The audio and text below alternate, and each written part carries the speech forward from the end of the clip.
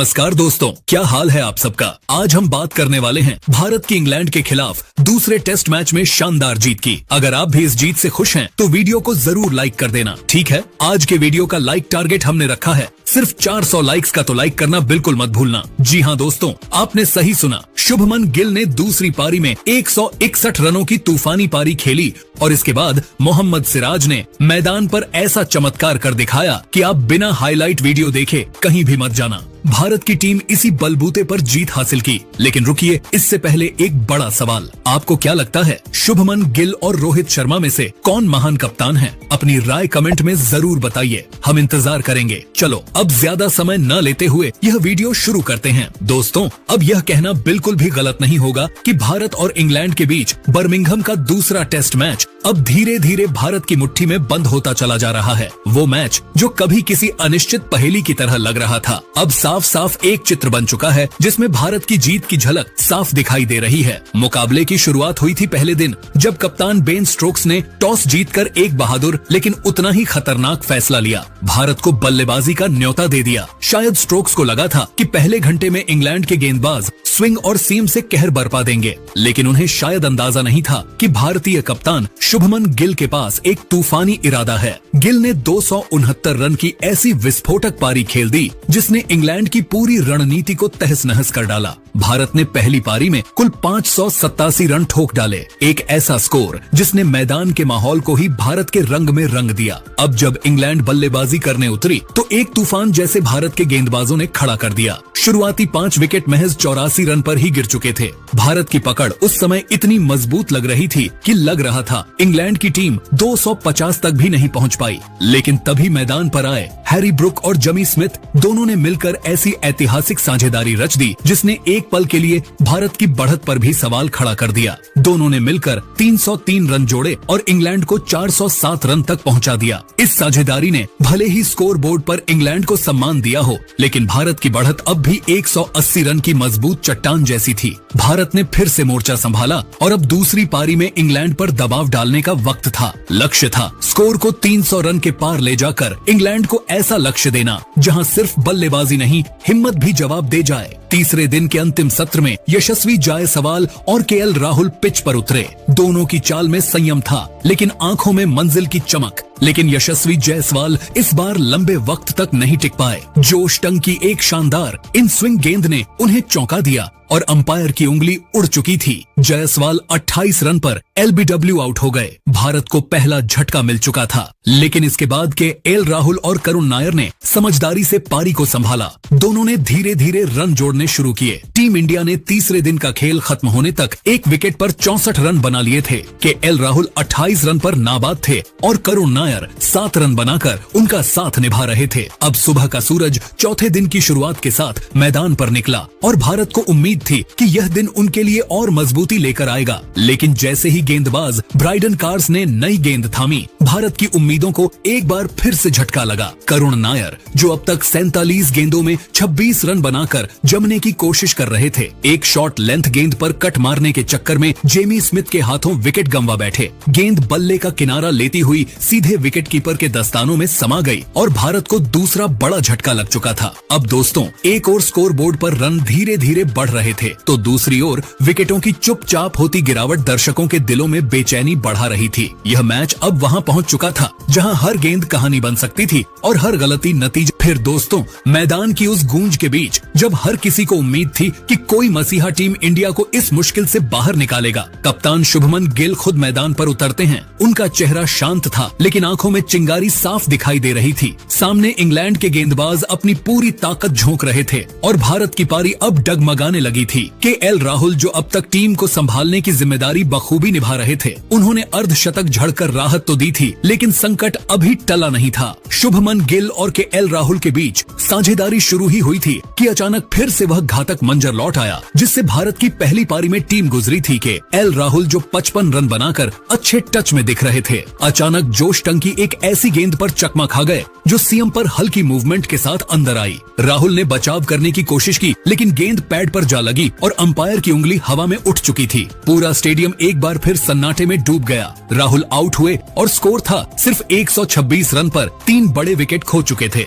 भारत की बल्लेबाजी इकाई ऐसे बिखरती दिख रही थी जैसे रेत की दीवार पर समंदर की लहरें। अब कमेंटेटर भी कहने लगे थे कि भारत के लिए 200 रन तक पहुंचना भी इस पिच पर एक चमत्कार होगा। ड्रेसिंग रूम में तनाव बढ़ता जा रहा था और फैंस की धड़कनें बढ़ चुकी थीं। लेकिन फिर मैदान पर उतरा एक ऐसा तूफान जिसने मैच की दिशा ही बदल दी। ऋषभ पंत जब उन्हें भेजा गया तो कोचिंग स्टाफ ने बस इतना कहा, तू जा और तूफान ला दे। और दोस्तों, ऋषभ पंत ने वाकई में तूफान ही ला दिया। जैसे ही उन्होंने क्रीज पर कदम रखा, इंग्लैंड की गेंदबाजी लय लड़खड़ाने लगी। पंत ने न इंतजार किया न एडजस्ट करने की कोशिश की, वो सीधे अपने अंदाज में घुस गए। हर दूसरी गेंद पर बड़े शॉट, गेंदबाजों की लाइन लेंथ बिखरती गई और कप्तान स्ट्रोक समझ नहीं पाए कि इस पागलपन को कैसे रोके। पंत ने 8 चौके और 3 जड़ते हुए सिर्फ 58 गेंदों में 65 रन बना डाले और टेस्ट क्रिकेट को कुछ मिनटों के लिए T20 बना दिया। स्टेडियम में बैठे हर दर्शक पागल हो चुका था। लेकिन जैसे हर तूफान का एक ठहराव होता है, वैसे ही इंग्लैंड की टीम ने एक चाल चली। शोएब वसीर, जो अब तक संयमित गेंदबाजी कर रहे थे, उन्होंने पंत के लालच को पहचान लिया था। उन्होंने गेंद को थोड़ा हवा दी, स्पिन थोड़ा और घुमाया और पंत को इनवाइट किया, आओ एक और बड़ा शॉट लगाओ। पंत गए पूरे दम से लॉन्ग ऑफ की दिशा में जोरदार प्रहार करने के लिए बल्ला घुमाया, लेकिन गेंद बल्ले के ऊपरी किनारे से लगती हुई हवा में ऊंची चली गई और लॉन गॉनफ पर खड़े बेंडकेट ने छलांग लगाकर वो कैच लपक लिया। पंत आउट हो गए और साथ ही भारत की पारी को एक और गहरा झटका लग चुका था। स्कोर बोर्ड पर 126 से थोड़े ही ऊपर रन थे और 4 बड़े बल्लेबाज पवेलियन लौट चुके थे। हालांकि दोस्तों, जब ऋषभ पंत आउट हुए तो उन्होंने 65 रन जोड़कर भारत के स्कोर को 236 तक पहुंचा दिया था। उनके और शुभमन गिल के बीच हुई 110 रन की साझेदारी ने वह नींव रख दी थी जिससे भारत की दूसरी पारी की इमारत उठ खड़ी हो सके। उस साझेदारी का टूटना एक बड़ा झटका जरूर था, लेकिन भारतीय ड्रेसिंग रूम में विश्वास अब भी बरकरार था, क्योंकि मैदान पर अब बल्लेबाजी के लिए आ रहे थे वो खिलाड़ी जिनकी उपस्थिति ही विपक्षी टीम के माथे पर बल डाल देती है। रविंद्र जडेजा लंच ब्रेक के बाद जैसे ही जडेजा मैदान पर उतरे, उनके चेहरे पर वही आत्मविश्वास था जो युद्ध भूमि पर उतरने वाले अनुभवी योद्धा के चेहरे पर होता है। वह जानते थे कि अगर भारत को एक ऐसा टारगेट इंग्लैंड के सामने रखना है जो उन्हें घुटनों पर ले आए, तो यह पारी अब संभालनी ही होगी। शुभमन गिल और जडेजा की जोड़ी जैसे ही साथ आई, दोनों ने रफ्तार पकड़ ली। सिर्फ 58 गेंदों में 50 रन की साझेदारी पूरी हो गई। दर्शक झूम उठे, ड्रेसिंग रूम ताली बजाने लगा और कप्तान गिल की आंखों में अब सिर्फ एक मंजिल थी, इंग्लैंड को झुकाना। इसी बीच शुभमन गिल ने अपनी टेस्ट क्रिकेट की एक और सुनहरी शतकीय पारी पूरी की और वह भी एकदम राजसी अंदाज में। उनका बल्ला बोल रहा था, उनकी चाल में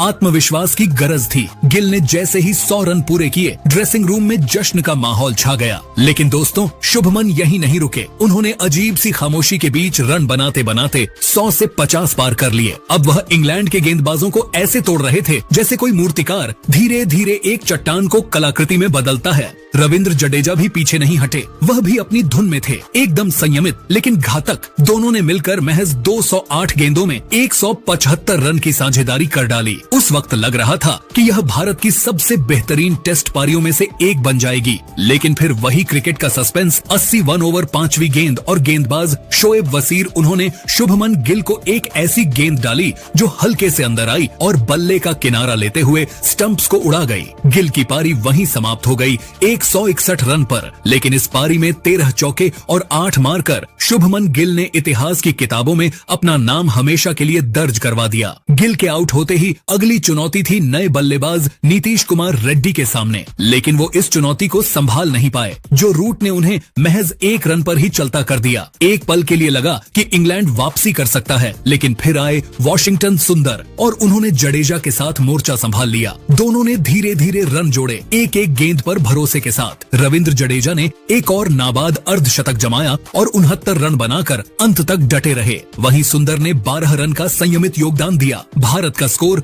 अब 67 रन हो चुका था। कप्तान शुभमन गिल ड्रेसिंग रूम से बाहर आए और हाथ के इशारे से संकेत दे दिया। पारी घोषित स्टेडियम में तालियों की गड़गड़ाहट गूंज उठी। भारत ने इंग्लैंड के सामने स्कोर रखा 608 रन का। अब चुनौती इंग्लैंड के सामने थी, एक ऐसा स्कोर जिसे हासिल करना नामुमकिन नहीं पर किसी सपना सा जरूर लगता था। मैदान पर बल्लेबाजी के लिए उतरे जैक क्रॉली और बेन डकेट। अब आगे क्या होगा, कौन टिकेगा, कौन बिखरेगा, यह सवाल दर्शकों की आंखों में तैर रहे थे। हालांकि दोस्तों, जब बेन डकेट और जैक क्रॉली बल्लेबाजी कर रहे थे तो सभी की निगाहें मोहम्मद सिराज और आकाशदीप पर थीं, जिन्होंने दूसरी पारी में अपनी शानदार गेंदबाजी से चमत्कार करके दिखा दिया चौथे ही दिन। जी हां दोस्तों, जैक क्रॉली को फंसा कर रखा पहले ओवर में आकाशदीप ने। हालांकि दोस्तों, यहाँ पर आकाशदीप को विकेट तो नहीं मिला, लेकिन दोस्तों जब दूसरा ओवर करवाने के लिए मोहम्मद सिराज मैदान पर आए तो दोस्तों यहाँ पर मोहम्मद सिराज ने बता दिया कि वो क्यों बुमराह से बड़े गेंदबाज हैं। जी हाँ दोस्तों, यहाँ पर मोहम्मद सिराज ने जैक क्रॉली का विकेट लेकर उनको शून्य पर ही चलता किया। और दोस्तों